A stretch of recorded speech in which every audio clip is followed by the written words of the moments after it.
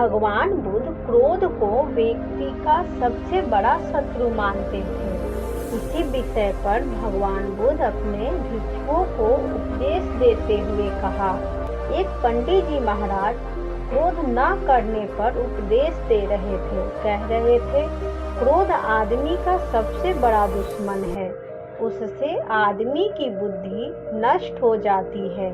जिस आदमी में बुद्धि नहीं रहती वह पशु बन जाता है।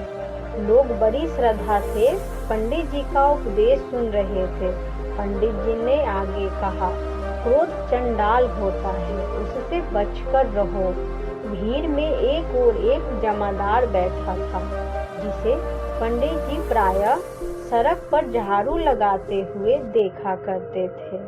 अपना उपदेश समाप्त करके जब पंडित जी जाने लगे तो जमादार भी हाथ जोड़कर खड़ा हो गया। लोगों की भक्ति भावना से फूले हुए पंडित भीड़ के बीच में से आगे बढ़ रहे थे। इतने में भीड़ के धक्के के कारण पंडित जी गिरते गिरते बचे। इस धक्के में वे जमादार से छू गए। फिर क्या था, उनका पारा चढ़ गया। वे बोले, दुष्ट, तू यहाँ कहाँ से आ मरा? मैं भोजन करने जा रहा था, तूने मुझे छूकर गंदा कर दिया। अब मुझे स्नान करना पड़ेगा। उन्होंने जमादार को जी भरकर गालियाँ दी।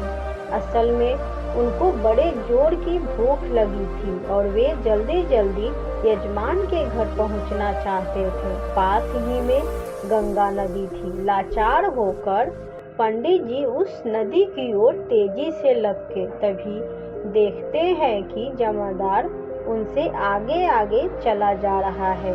पंडित जी ने कड़क कर पूछा, क्यों रे जमादार के बच्चे, तू कहाँ जा रहा है? जमादार ने जवाब दिया, नदी में नहाने।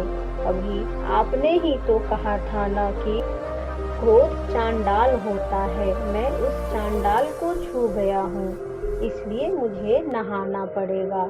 पंडित जी को जैसे काट मार गया।